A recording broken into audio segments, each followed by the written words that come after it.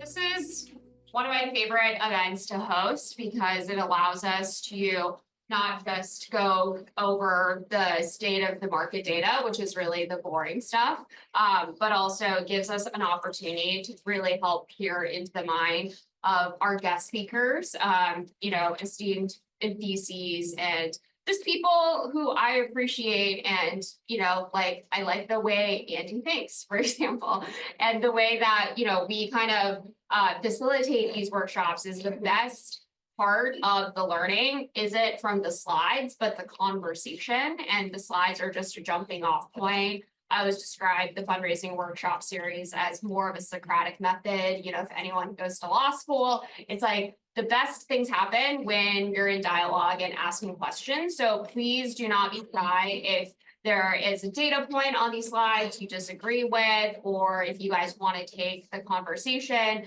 towards more tactical things versus theoretical. So to just kind of kick us off. Please interrupt as well. Please interrupt. Yes. So to kick things off, everything here is recorded. Just so you know, you don't have to be taking notes. We'll send a webinar link out afterwards, and you can find the session on our YouTube link. Introduction about SVB and why we do these fundraising workshops. We really believe, since we are the innovation bank, of choice for the past 45 years, that we're in a position to help close the asymmetry gap in terms of information asymmetry gap between founders as well as VCs. We bank founders like you guys, and we also bank amazing VC funds like Union Square Venture. So we're really in kind of a market maker position of for the right companies that match make to the right needs of what funds are looking for. We like to be in the position to help facilitate those introductions. So for us, we're more than just a bank. We want to be a strategic advisor, an ecosystem partner to all the founders and clients we work with. A little bit about myself. So I started out as an operator at one of our SVB clients, a small renewable energy company called Sunrun. Took the first job at a seed stage level, and then made my way into the operating world as a product manager at early stage social media, companies like Facebook, Instagram, and Tumblr, one of the USB portfolio companies. And I made my way into the world of venture at Samsung Next, a corporate venture fund supporting pre-seed companies with our incubation program. And now here at SVB, a big part of my role is really championing pre-seed, seed stage founders who are looking for a banking partner, but also someone who can help you with the fundraising strategy, as well as access to our larger SVB ecosystem. One of the programs that I'm super passionate about is our AI ecosystem program that connects Fortune 500 CXOs to early stage enterprise AI companies. So feel free to pull me afterwards and chat more about that. But really, today's main draw is Andy. So Andy and I, we've been Twitter friends for quite some time. I actually discovered Andy through his blogging and fantastic taste in music. I really see Andy as someone who's, been in the New York ecosystem for super long, but also a creative thinker when it comes to helping coaching founders think through the world of venture capital and really finding long-term relationships with investors.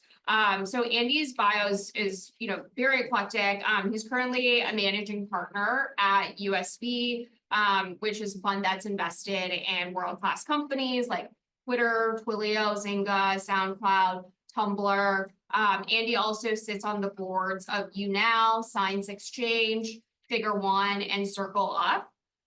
Prior to USB, Andy co-founded BetaWorks, which is a venture studio investing and incubating in a lot of consumer social products and services we know and love, like Giphy. And he started his career as an executive at AOL. And also, honestly, Andy has probably the best taste in music. And I feel like you have used music as a way to kind of philosophically talk about the founder experience and ways, to create long-lasting products. So would love to kind of hear from you in terms of like having gone through the operating world, the incubation world, and now the VC world, like what are you most excited about, today in investing, and like why, choose to be at USV versus all the other great funds out there?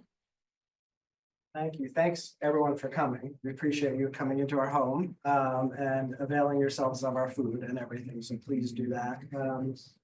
I think actually being a VC is a lot easier than being an operator. And so maybe I eventually led to the path of least resistance. Actually, I think being a founder and operator is the hardest thing in the world. And when I did it, it was the most challenging, also the most rewarding thing, potentially, but really incredibly difficult. And the role of a venture investor, I actually believe, is to stand behind the founders and be one of your modes of your support, one of your tools of support. Yet they work symbiotically. Startups need capital, venture capitalists need startups, and so I think it's actually a really unique relationship, and one that I particularly like studying or attempting to understand it. Because I also think it's a craft that you actually never get good at. You just get a little better at it every day. Maybe that's actually what being a founder or an operator is about. But it's also actually about what being an artist or being someone who's creative. And so I think that there's the overlap there that I've always found at a minimum, at just like at a practice level, really interesting. And I found the analogies between artistic endeavors, creating a piece of art or a piece of music from nothing and creating a company from nothing to have more similarities than they do differences. And so I try and learn. One of the things I try and do is learn from history around here. We say this thing that we don't say this thing because we didn't come up with it. History doesn't repeat, but it rhymes. And so we like to study history to see where those things where there may be rhymes or rhythms that are occurring over and over again, and what we can learn from that and how we can be better investors. So that's kind of like my approach. I've been here at USV for 14 or 15 years. Bo said I founded a company called BetaWorks. Before that, I was at so I've kind of had two portions of my career. One is as an operator, one as a venture investor. I'm too old to go back to being an operator, so I'll be a venture investor forever, I guess. It's probably the most honest answer for why be a VC that we've had. Not good at anything. Be a good investor. You get to work with people who are good at things, so you get to do it. Yeah. I think this, I'm a native New Yorker. My family has been in New York City, continuously for about 120 years. This firm that was started by Brad Burnham and Fred Wilson in 2006 or so was called Union Square Ventures. It was a particular choice of a name and particular choice of a location. By the way, that location has constrained where our offices can be. We moved into this office about 3 years ago. We were up on 21st and Broadway, and when we were looking for offices, one of the debates was, 18th and 6th, I'm not really sure that's Union Square. I'm like, there are other people that weren't here. They're like, oh, it's just a couple blocks away. I'm like, no, that's not Union Square. It's the most New York micro. But the name, and Fred worked at a place called Flatiron before that, right? You can see the sense of the name as an idea that maybe represented something. And one of the things that it represented was that this city could be a place where really wonderful and delightful and maybe valuable companies could grow up and exist, and that we could be a firm that was started here, had this place as its home, though not exclusively. Probably right now about a third. Well, actually, it's weird because I don't even know where companies are anymore. We're in this weird thing, right? Historically, we started out about 70% were New York companies. At up to 2020 was probably 50-50, and maybe a third or so. There's a large portion of it, but I don't know. We kind of view New York as a location and also a state of mind and state of being. That the fact that there are multiple industries here we think is interesting as a way to learn and become smart, and interesting place to start a company. Yeah, and I think that's really reflective of the types of companies you guys have invested in. So the initial thesis for USV, correct me if I'm wrong, was around network effects, right? And given the evolution of internet 1.0, 2.0, 3.0, you guys have expanded your thesis to more around investing in, companies that are edge of large markets that are currently undergoing technological and social pressures. Can you talk about more like how that evolution of the business has been, top of mind? Because USV, like you guys are very writing focused in terms of like how you guys think about your investing in this space, right? Like it's USV website was a blog to begin with. And you guys don't really do marketing except through blog posts. So would love to kind of take us through the thinking and evolution of USV from the network effects thesis to now like investing in, disruptive technology. I think that what's interesting about venture capital is that there's not one way to do it. There's many ways to do it as you can have creative investors could invest. Our way of doing it is a particular way that works for this group of people, and it starts with the idea that we are thesis driven, and that's the core first principle. And for us, a thesis means a point of view of what is interesting about technology in the development of new ideas and new businesses and new ventures. And over 15 or 20 years, we've understood things differently, and so we re-articulate the thesis in different ways. It's my belief that the thesis hasn't changed. We just understand it differently. So the first thesis was we invest in large networks of engaged users that are defensible through network effects and differentiated through user experience. And each one of those words in our thesis is actually meant to be a dynamic word. I'm sure we could debate for hours what each one of those words mean. That's the point of it, right? And our understanding of those words has evolved over, you go back from 2006 to 2025, how much things have changed in technology in the world to this latest articulation, which I believe is actually the same thing, but it comes at it from a different perspective, the perspective of investing in a couple of hundred companies. We realize that the way that we describe what we do is to invest at the edge of markets. And by the way, the edge implies that maybe if you get it right, you go to the center. Related, that's the way cultures move. Subcultures live on the edge and then go to the center and become mass culture, and the world changes. So we invest in the edge of markets. Hopefully they're large, big enough to sustain a business that could sustain venture capital returns, and also are being transformed by two things: technological pressures. You can think about like AI as a perfect example, but there are many. And also social pressures, what's happening in the world. And so from 2006 to 2012, we invested in Tumblr, we invested in Twitter, we invested in Kickstarter. You can think like those may not per se have been technological innovations, though there were things they did that were innovative. There was something happening in the world that those founders captured, realized, understood, that enabled the development of kind of large businesses, large companies, or interesting companies. And so I would submit that the thesis is the same. We just understand ourselves and understand the world better. That's kind of point number one. The second point is because the thesis and the words, again, network effects, what are those? Large markets, what are those? User experience, like look, these are all dynamic words. So how do you understand them? One of the ways you understand them is you put your words out into the world, and words and ideas come back at you. So in a way, this was a strategy or even a tactic that we had was for a way for us to understand the world better is actually to have people like you tell us about the world, because you're actually the people who are building things. And so the idea to have the first website, which was a blog, and 20 years later, the website is still a blog, was the best way we could figure out to share our ideas was by writing, and writing often. Maybe call it open sourcing our ideas. We call it a conversation. One of the things we also like to say is that USV is actually a conversation that has like a financial institution attached to it, that sometimes monetizes the conversation, but it's really a conversation, and the website and publishing is really another one of the core principles. If you have idea and you don't share it to the world, what is it? Yeah, you guys are constantly in dialogue with the market. Always, constantly. We're publishing all the time. Our investment memos are blog posts. They've been blog posts since day one, and they're blog posts now. There's no drawer where we have like these investment memos. They're literally blog posts, and they're blog posts for two or three really fundamental reasons. One is it's really easy to find. Google USV and name of the company, and we can find it. Like go find it. Go find that in Google Drive, like impossible, right? So we can find like, oh, why did we do this? The second thing is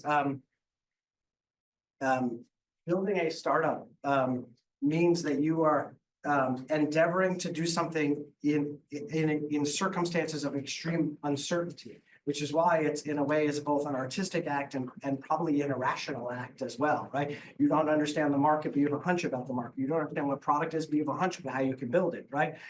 Why would you do that, right? You're dealing with uncertainty. And so the investment decisions we made, because they're supporting entrepreneurs, are decisions in circumstances of uncertainty. If you have to write to describe why you make that decision, that is an extreme exercise in humility. It keeps you very, very honest. It keeps you honest in a couple of ways. One is it requires you to have very particular and we think beneficial communication skills to explain to someone why we invested in Tumblr in 250 words. You got to be like really precise about what you're going to do. But I think the second and more important reason for us is that it's public for the world to see. And that is, I think that's important for the way we do things for two reasons. One is the majority of investments we make do not return money. This is how venture capital works. It's not like better or worse. The majority of investing really on the edge of the risk spectrum. So those decisions are not going to work. So it's incredibly humbling to go read 200 essays that represent 150 decisions you made that were not the right decision. Incredibly humbling. The second reason is that the most we think about bias because we make decisions to back people like you are making decisions. We think about the biases that can come into play in making those decisions, and there are a number of biases that can come into play when you make the decision and afterwards. Hindsight bias is really, really strong. One hindsight bias is that with the benefit of looking back, you describe a decision you make to support your intelligence, even though the decision may have been luck or may have been random. Right? Confirmation bias, success bias. But if you write something at the moment you make a decision, it is a contemporaneous record of why you made that decision. It's probably the most genuine reason why you made a decision because you don't have any of the biases. You don't know if it's going to work or not. And so now we have a record of why we actually made a decision. And we refer back to them. By the way, the world can refer back to them. They literally are all public, but we refer back to them like, why did you invest in Duolingo? Let's go read it. And you read it and you're like, oh, we got lucky. Right? So I kind of got it sort of right, maybe a little bit, but it's all out there. And so I think it enables us to do the decision-making process that we make and keep ourselves like, yeah, you get lucky a lot. Don't believe it on bullshit. Yeah, that's really unique as a firm because a lot of VCs, it's like we talk about these super long timelines. Like you don't know if you're good until like 5 to 10 plus years when your portfolio matures. But going back to like these like artifacts, like writing and thinking about the decision-making processes, like you don't have to wait until the end of those 10 to 15 years to think about like, oh, was I wrong in how I was thinking about exiting the company? I read one of our blog posts I wrote about 6 years ago. I read it the other day. And I was like, it's good, that's good. We were sort of right on this one. By the way, right now, we could end up being wrong still. Sure. Anyway, it's an artifact, of why we did things in the moment we did those things. And so it's an important artifact for us internally, but we think it's an important artifact for the world. Another way I describe our style is hiding in plain sight, right? Like here's the secret about USV. Every one of our investment memos is public. No one actually believes it, but I'm telling you, it's been that way for 25 years. Every decision we make is public. And so you want to like reverse engineer how we do it? Let's go read it. It's all there, And so, but our belief is the benefits we get are so much dramatically better, right? Than something being hidden away in those ideas, because the ideas are evolving over the time and you get better, which goes back to the question you asked me, which is this thesis evolves and we articulate it in different ways based on these things. And then hopefully we get better at it over time, incremental. I see you got a question in the back. Thank you very much, Bo, for organizing this. And I have two questions. One is this Andrew Yu on this graph on the left? I took this Sort of, from that's one of the like- blogs. Yeah, this could have been you. Yeah, this was from like a network leaders blog post Lauren Young wrote in 2019. So maybe you were part of this. And second one, can you tell a little bit more about this in-house librarian? Say that again? In-house AI Yeah, this is librarian. the part, the in-house librarian, how you Well, guys are so- capturing all your so, conversations. We are investors in, students of, and consumers of technology. We're a software firm. We invest in software. And so it's our belief that to invest in it, one needs to understand it from a number of different angles, one being actually a user of it. So I love the word artifact. I will be stealing that. Please do. These artifacts. I believe in Matt Cinnamon, who's a member of our team, went and collected it. There's like 10,000 artifacts we have going back 20 years from pieces of writing. So someone was like, there's a library of stuff. And we're like, well, that's amazing. It's there. It's kind of all there. You kind of search for it, but that's like a very like 1.0 or 2.0 way of thinking about information. Search was really great for a long time, but is that really how we're going to access information in the future? And now we have this like, magical technology called AI, which allows you to interact, query, have a conversation with. And so we created this thing called the AI librarian, where we have a set of tools, AI, some of them are internal, some of them are external, where we've collated all these thousands and thousands of artifacts in the database and attempting to make sense of it, or attempting to allow the world to make sense for it. So what the librarian has a series of products, and more products we will release. The first product is that we actually record all of our meetings now, and we've been done it for about 6 months internally. And then we run those, the raw transcripts and recording through into an LLM, which summarizes it. We then actually delete the recordings afterwards, but we have a summary, right? Once you have a summary of these things, and we have a second agent that's related to the librarian that kind of forms opinions on it. And we publish those opinions, like here's what was going on in USV this week. And it does it semi-autonomously. I mean, you have to someone has to hit publish, but they do it. And we've tweaked it a little bit. We pull out any company names, we pull out personal names. We got some feedback that people are like, you must talk about restaurants. Can you add those back in? So we add those back in, and sometimes that comes up stuff like that. But like the new version of a blogger, right? This may be the new version of that. And so again, it's like there are conversations that go on in here. The world cannot get involved into them because it's a case to hold them. There's a number of ways, bless you, a different way to make them accessible in a way that's interesting to the world, but also in a way that we can kind of continue learning. And then we also get to build products. So we're like, we learn a lot from that building. So will this conversation be included in the future blog? You guys all would have had to sign an NDA if that's the case. So we have a series of internal conversational meetings every week. I could go on ad nauseum, but one of them is related to AI, one's related to climate, one's related to crypto, and one is related, we call it miscellaneous, which is everything else. And so those are unstructured time where we just talk about shit, talk about stuff, hey, this is called that, and those are 5 hours a week, 6 hours a week. So those are the raw material for a lot of this, not stuff like this. Yeah. And we won't, by the way, we don't record pitch meetings for this either. Right, that's excluded. Hi, nice to meet you both. Yeah. And didn't say that to you. I have a 3-part question, but want to be respectful of all founders. So I'll go through it very quickly, and it'll sort of lead to the third part. How, on a scale of 1 to 10, I don't know exactly your history, which I mean, I looked at your portfolio, but didn't go. So I don't know if you were there for Double Click and then Kevin Ryan and all of that. So I'm familiar. I created the Sonata Studio for the app. And I've had 2 startups, one of which Silicon Valley Bank was our banker. That's for the background. But quickly, on a scale of 1 to 10, what do you think is the AI market right now? Just quickly, What would 10 in terms of maturity? In terms of maturity, 10 being most mature? Yes. 1. Perfect. Okay. Thank you. We're on the same wavelength. And the reason I asked you about our AOL, because this reminds me of the wild west that was there, CGI onto servlets and Java and all of that. Yeah. Next question on that one is, next part of the question is, if that is there, I'm working on a particular project with Tony Padua, the iPod. Basically, he calls it LLM as Mr. Know-it-all. Do you agree with that? Ish. Okay, perfect. And then the final part of this one is, I believe so. I'm 100% bought into it, not because of what we're doing with them or what we have done, but particularly looking at it. You can't expect LLM to go and web scrape these things and building systems off of that. Accenture has so much budget. There's like 2,000, 5,000, people, and they're going to increase that to 10,000 within a year.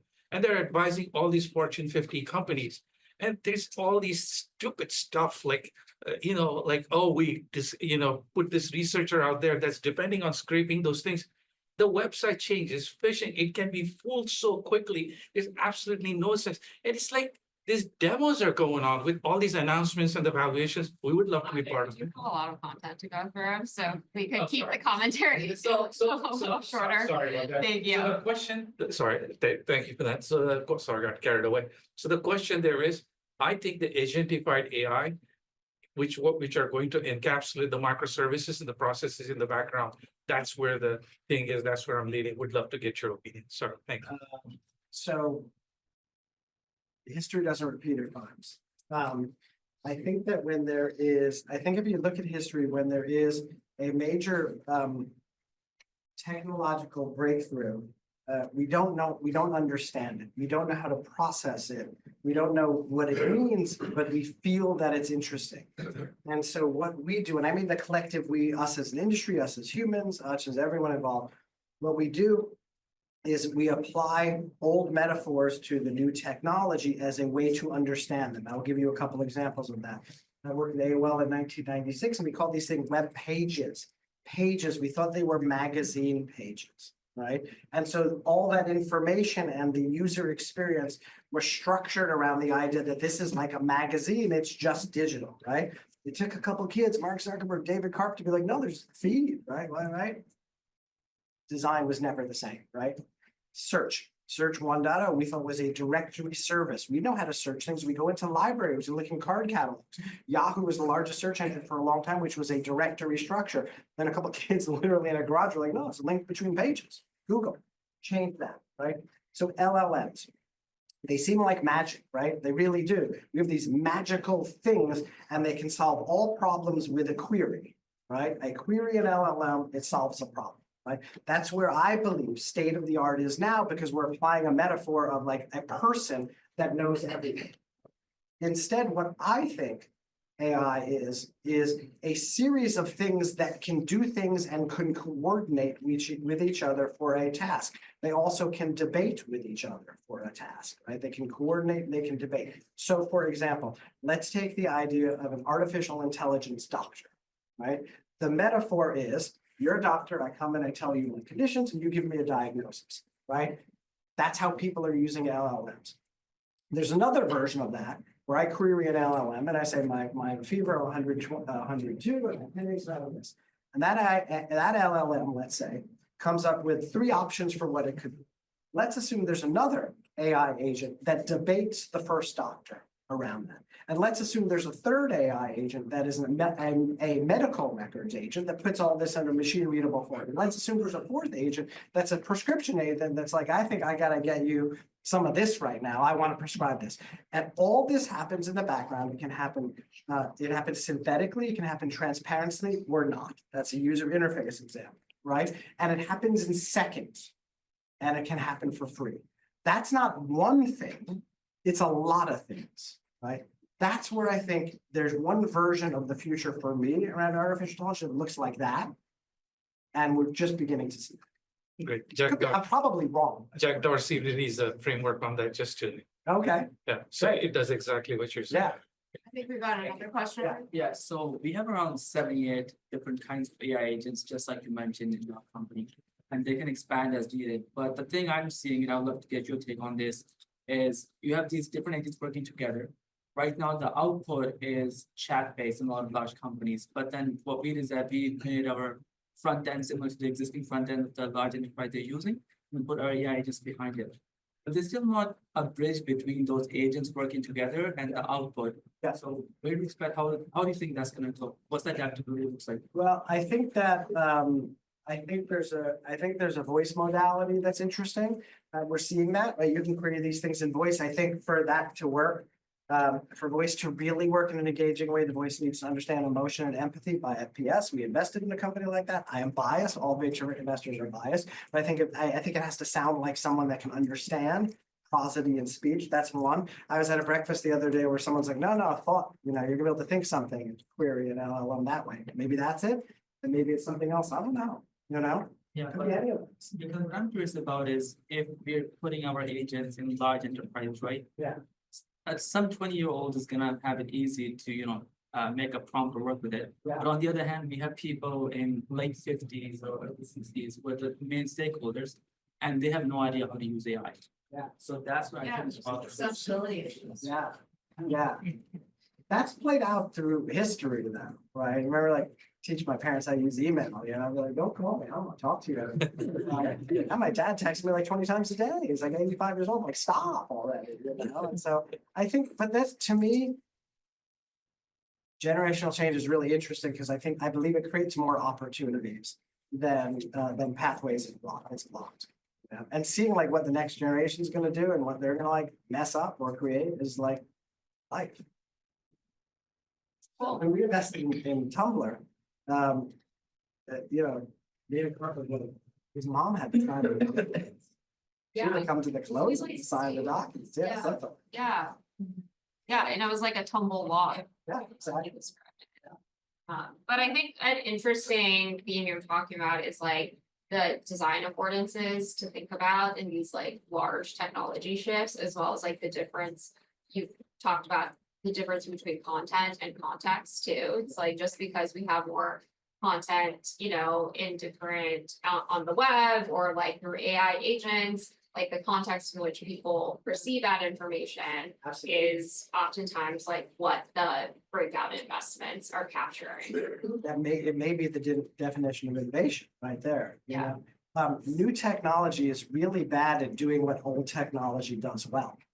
But it's really good at doing new things that old technology can't do. We just don't know what they are. There's this great idea, this writer, Stephen Johnson, who actually, I don't know if he works for Google, he works for the LLM product.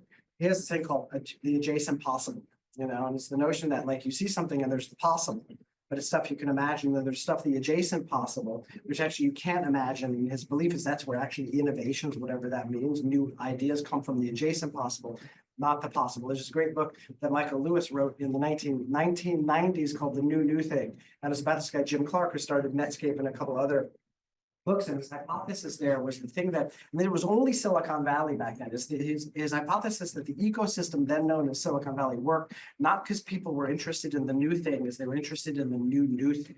And the momentum of like, oh, this is new, that's old now. What's the thing beyond that? And the energy and the creative energy and the innovative energy, or whatever you want to call from that, is what made this thing work. I always like that. We have a question from the webinar. Yeah. So I can already tell we're just not gonna go through all the slides. This is the best part. People We don't need to. No, the discussion part. So I'm just prefacing, guys, we're gonna send the slides out afterwards, but I feel like something really magical is happening here. So I'm just not gonna go through all the slides. Go ahead. We have another question kind of following up on the last one that asks, I've had trouble with VCs who think they understand AI, but who actually don't. I get a lot of, can't GPT just do that when the answer is a resounding no? How should we deal with that? Yeah. So I think there's three ways to think about it. I think you can assume that we as VCs don't know anything. I actually don't think we know anything. The job is actually not. Our job, we have a series of funds. We've had about 9 or 10 funds we raised. Each one of our funds has between 20 and 25 companies. So each one of our funds, it represents investments in 25 different versions of the future. We do not know which one. We don't believe we know which one is going to be the accurate one. We just hope one or two will. That's your job, actually. Right? Your job is to have a view of the future, Our job is to back you, and we're allowed to back you if you choose us, is because we get to invest in 20 of this different versions of the future. So we actually don't know any specific thing. I think that's a good way to think of it. But also a good way to think of it is you're not trying to educate us, but you're trying to actually pull us into your version of the future. And those questions actually, like, I get them. I get that they're annoying, but I think they're ways of actually probing your view of the future in a way that may seem facile, but also could make sense. Your job as a founder is to tell a story, a belief about the future and why what you're building matters. And sometimes answering that question is a way to persuade someone, describe to someone why that is. Right? Again, it's probably a remnant because of the fact that we were just going to support that we think these LLMs are all knowing and all powerful. They actually may be. But if you believe that, or there's some version of the future where that's true, the question is actually maybe a little, it could be more instructive than annoying. But if you're gonna be a founder with pitch VCs, you're gonna have to deal with a lot of annoying shit. It's like a test. I have a question, shifting a little bit. A lot of startups nowadays are trying to, their view of the future is let's change the future for the better from an environmental or a social perspective. And what we're seeing here in the United States is a lot of those were relying on grants, whether federal, state, or local level, and that rug has been pulled from underneath them. Yeah. What do you see the role of VCs to be? And also you've seen it in the VC space, a lot of pulling back, valuations are poorer than they used to be. So can you talk a little bit about the difficulty that this startups face now when that significant part of funding has gone away, and your role and the role of other players in the capital continuum? So we have climate funds. We invest a lot in climate, and many, if not all, those companies are reliant on that grant system as well. So we are experiencing this. I think that, like, your job as a founder, you have a vision of the future, you're building a product to that future. That's the North Star, right? The capital markets around you are always shifting. They have always shifted. That is not new, right? Sometimes they're frothy, sometimes they're fallow. Sometimes they're grant, sometimes they're not. And one of the things you have to do is bend the world to react to that. So if the grants are drying up, you got to find it elsewhere. Maybe VCs will fill in that gap. And that might be a good thing, might be a bad thing too. We don't know. I believe that generally capital as represented by the private markets and VCs is generally smart, meaning it likes to go to areas it thinks it can make money in. And so if it thinks it can make money in those areas, and there's another source of capital that dried up, it will go there. It will take some time and it will be bumpy, but it generally seeks out opportunities capital seeks out opportunities to make more capital. So you see, sorry to follow up, you see a world where blended finance catches on a little bit more than. Maybe, or at the minimum, we have to, you know, like, you have to be mission driven and reactive. And one of the things you have to be reactive to is there's this world of financing that may be drying up and may be zero. So I have to be reactive to that, whatever it's going to look like. Yeah, we're actually seeing a lot more funding, especially when we're looking at median seed valuation for frontier tech has really jumped in the last year. So 2023 to 2024. And like, speaking of like where capital moves, and I think the rise of, you know, defense contracts and, you know, the whole like thesis around American dynamism and just the amount of capital that needs to be deployed for quantum computing from a CapEx perspective and other more R&D heavy space. Like it does speak to like how certain sectors end up capturing more of this private capital than other sectors. Curious, like in terms of, you know, the kind of four sectors we're looking at here: climate tech, frontier tech, enterprise consumer. Is there a shift in the private market allocation you're seeing more of at the seed or Series A stage currently? I think just observationally, what I've observed is as software investing, as that market, as the number of investors grew pretty dramatically, some investors, this is the way this market works, try to find other areas. Frontier tech was one of them, you know, and then more capital follows that. You know, so I think you see, those are shifts that you see, you know. Personally, neither I nor USV pay attention to those because we're a generalist firm. Our thesis, like, you know, either covers all of that or covers none of that, you know? Yeah. And so, but capital kind of, again, it goes to areas where venture capital, generally speaking, goes to areas where it believes it can find those returns, those outsized returns. One of the attributes of finding outsized returns is if there are fewer investors there. Because you have a comparative advantage. If you have capital and you're investing in frontier tech in 2019 when no one is, you're one of the 5 investors. The idea is you have a comparative advantage in that. Other people notice it, and it's bigger. That's kind of like the ordering. That's pretty efficient markets. So you're actually not advising companies just build in like the hottest sectors if those are already saturated. You know, it's counterintuitive, but arguably you're building sectors that are. You're different. You look unique. It's gonna be harder. You're gonna have to describe to people who think it's not interesting now, Yeah. right? But that may be, you know, that may be more effective. At the same time, you have to build something that you believe in regardless of what's in it. If you don't believe in it, it doesn't matter. Because you're gonna like work so hard for so long. Our average, you mentioned this before, our average hold period for a company between time of investment and time of liquidity has only increased every year for the past 20 years. It's maybe 8 to 10 years now, which means we make an investment, we don't see returns maybe for a decade. And so that means if you're one of those companies, you're going to be working on this for 10 years. It's not something you're interested and curious about, believe in, have a vision of. It doesn't really matter. You're going to Yeah. burn out anyway. Question back? Yeah, Andrew, you guys made the Bright Moments Dow investment in 2021, I think, right? So Yeah. now 4 years later, I'm less interested in that than your point of view today about DAOs and other alternative governance structures and how you see those playing in as we move closer to a true open internet and maybe distributed ownership kind of models. 2 or 3 things I would say about this. One of the ideas that this firm was founded upon, reflected in our theses, was that one of the innovations of the internet was that it was permissionless. You want to build a website, you build a website. You know, there were no gatekeepers getting away. That was a really fundamental, massive mindset, technical, and market shift that could occur. Right. And so if you believe that was one of the innovations of the internet, and we believe that the internet is actually a belief system of a set of computers that are connected to each other, sometimes computer to computer, sometimes person to computer, sometimes computer to person. And that led to everything we're doing in the room here. The internet stack is still largely open source lab stack, right? Community-based software. So if you believe that, then there's a version of the future where that continues into other mechanisms for building, other mechanisms for governance. A DAO is one.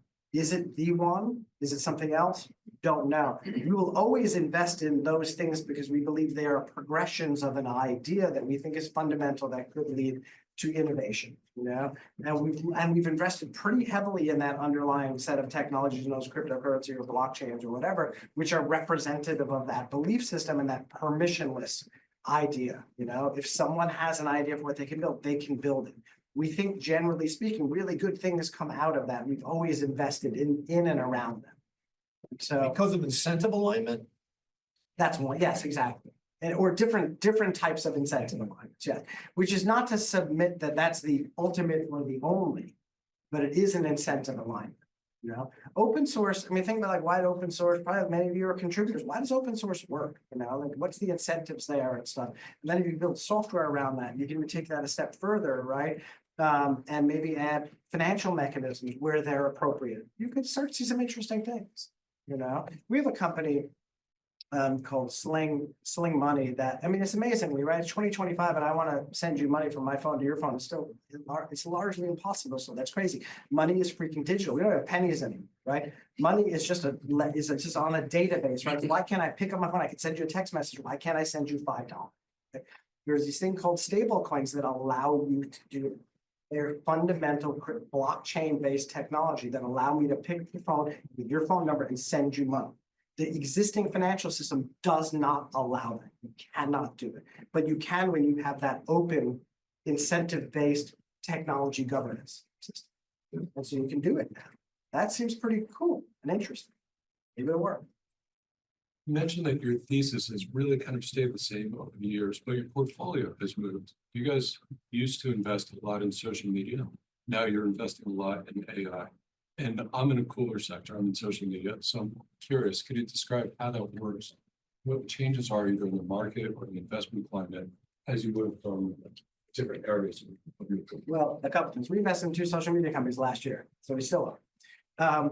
We don't, our approach is we don't actually think about sectors that we need to invest in. In fact, at some level, we're reactive to you. As long as it's relevant to the thesis on our stage and other programs, we're reactive to the world.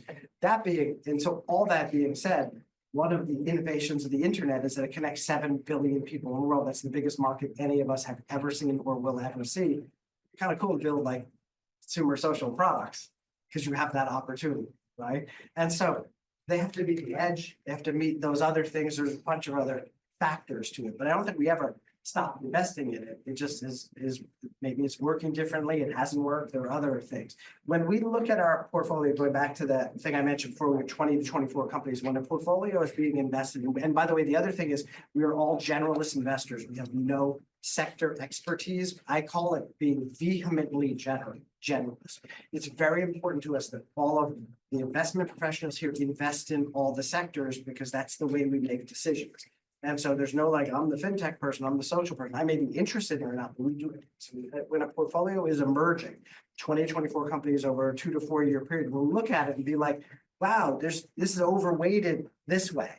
We're trying to build a diversified portfolio. We might say we want more we need a couple consumer things in there because we don't know. We're trying to build a diversified portfolio in an undiversified sector, because it's not diversified by stage, it's not diversified by software at all software.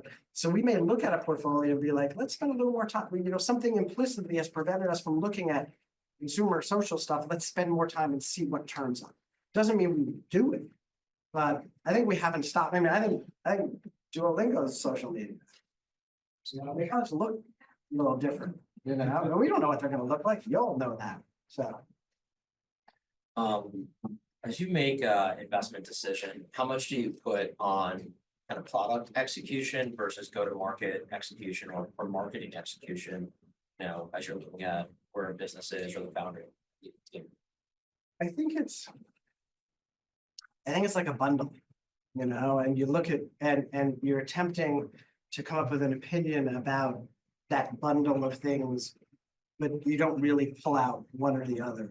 And the bundle can look different in each circumstances. Sometimes it can be the idea, some could be founder's perspective, sometimes it can be go-to-market, sometimes it can be distribution. But we view it as like a holistic thing that at a moment of time seems to make sense for us and makes sense for that founder versus we are, product oriented or we are go-to-market oriented.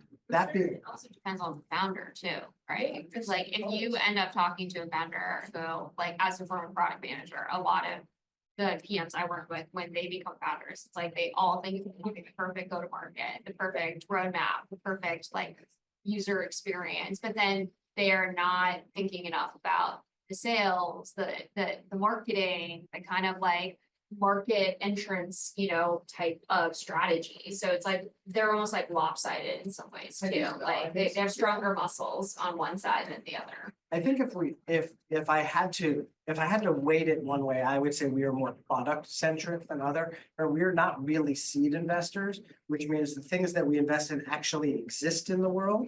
Do they have traction or not? Separate conversation. Not a lot of times they don't. They never do. It's always early stage. There's no signs of success. But for our style of investing, we think there's an important first step where it goes from being in someone's head to actually having built it. And you can tell a lot about whether it's a good fit based on that. Not based on the traction, because we're Series A, there is no traction, really, for the most part. But seeing we had this idea and then seeing what that idea looks like and that you can use it. For us is very important. So I guess maybe I'd say we're very product centric. We like to play with things and use them.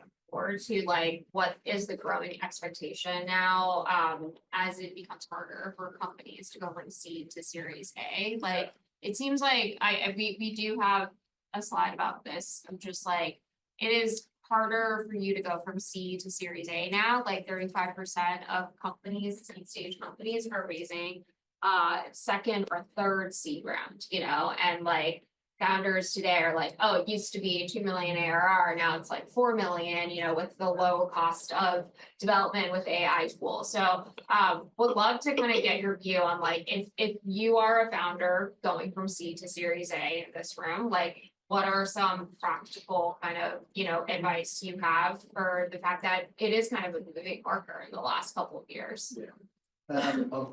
Also, could you speak about when you say no traction at the Series A, what does that mean? Yeah. I see that there would be more traction at Series A, like. Yeah, I mean, so, I mean, there's no objective criteria for whether something is working when we invest, right?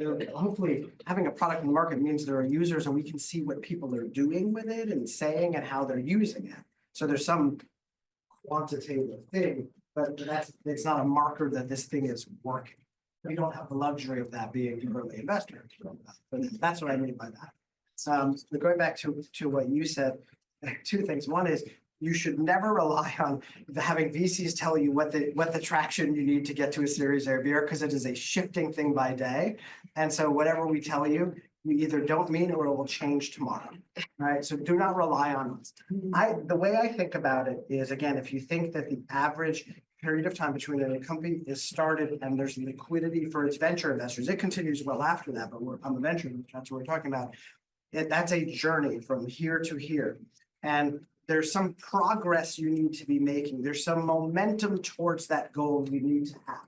And if you're making that progress, then that's a milestone that maybe should allow you to get to that next phase of funding, right? And so, and it doesn't mean it's a straight line. Like every successful company, you look at like the graph, it starts here and it ends there, right? They all look like that.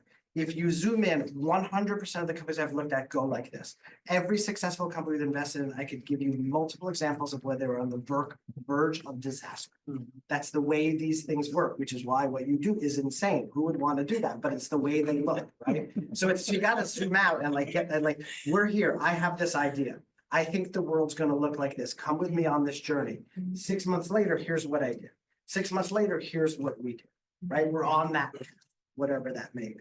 Right. And so, and then there are tactical implications that if you have the ability to have investors that are very long-term oriented investors, and that's their style, and that's not everyone's style, and it's neither without judgment, then those may be good because they're gonna ride with you that long, right? They may take longer to make that investment decision. It may be harder to get them to make that investment decision. We make 12 investments a year, one a month. We don't do a lot. First round capital probably makes what, 50, 60, 70, right? So they're going like that. That may really work for you. You might be like, I got to do this. I want that. That may be a great product for you. We may be a great product for you in a different circumstance. So I think it's worth thinking like that, right? But again, it's like this progress. I like to also think that like momentum creates momentum. You always got to create momentum. It's the little things that add up to something big. But like you're trying again to convince people, your investors and your employees to go on with you in this journey. So what's going to make them to believe that like it's kind of moving forward, right? What are the attributes of that?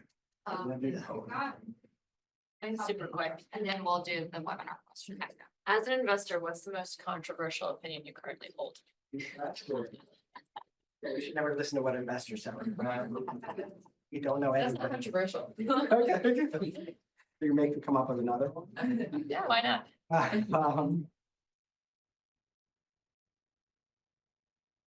That artificial intelligence is both overrated and underrated at the same time, which makes it very difficult to build in that area and to invest in. Following up on the question that, Good question. I'm gonna be obsessed with it for your question. I don't think I have more where that I came don't think I gave you a good answer. Drive me crazy. I'm an investor also, I'm a venture capitalist also.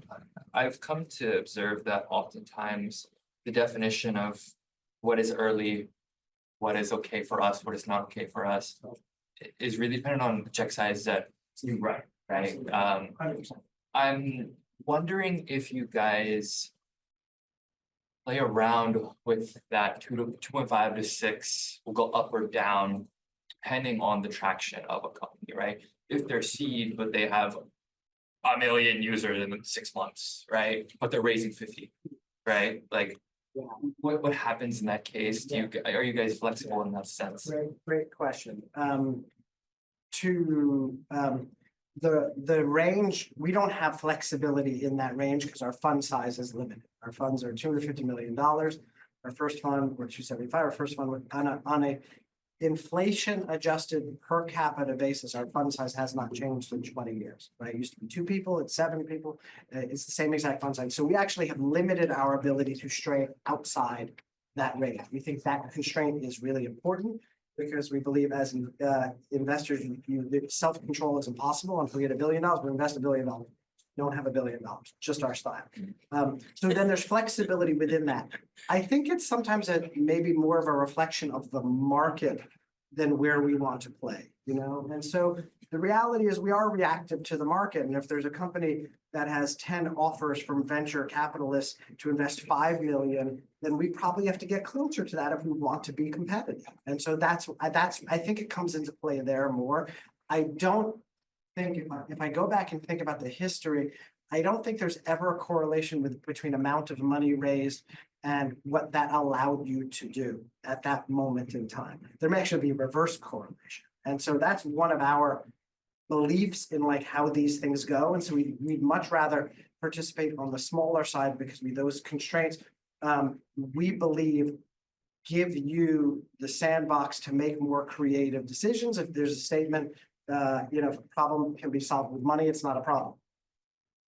And so you raise money, you're going to throw money at it. You should do it. I did it. I raised a company. But if you have less, you may tackle the more interesting or difficult problems that you can uniquely solve. That's our belief system.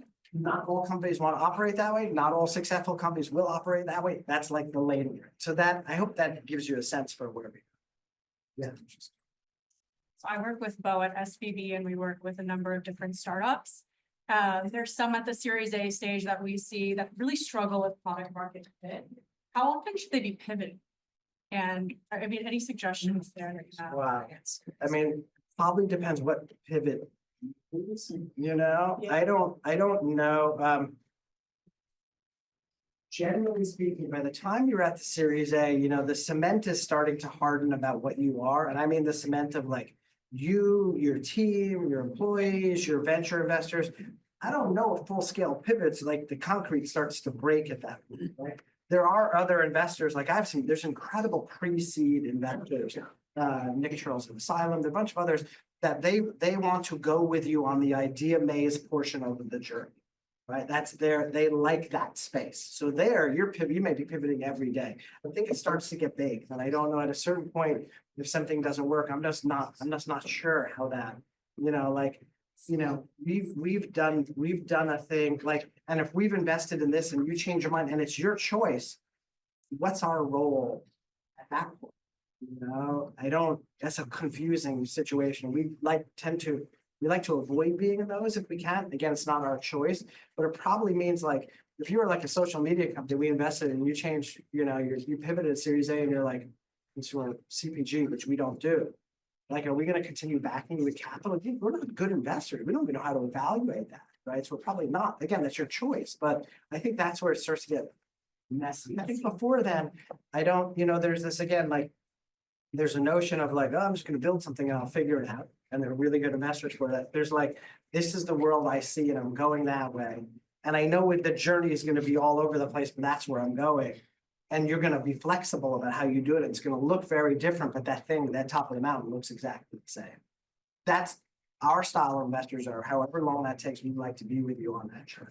That's just ours. So even though you're thesis driven, if the company deviates from the thesis over time and continues to be successful, like that is still a backable, like follow on investment. Deviate is a loaded word. Sure. I think it's like, again, the example that makes sense to me is you're a social media company, you decide to become a chocolate mark, That like, we wouldn't have invested in that Sure, because we don't know that. Yeah, Right? yeah. And so that's where it breaks. But like, what is a social media? How's it going to be? That's why these words they're so interestingly dynamic for us because they can mean so many things. And that part of that journey is like, what's cool about this? And we want to be someone's partner. Yeah. Room for one more question. Webinar?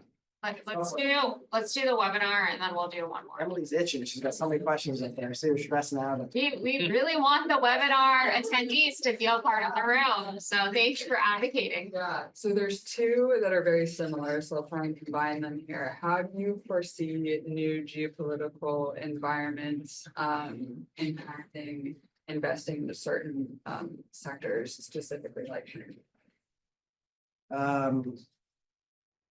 I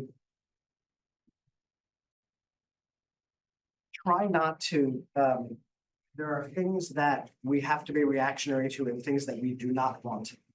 Right? And if your belief is this is a version of the world that is interesting, it's wonderful, it's delightful, and could be lucrative, those are just bumps. And hopefully they work themselves out. We're also not geopolitical experts. We like, what are the things that you know and what are the things you don't know? And we try to be very intellectually aware of the things we don't know and don't spend time.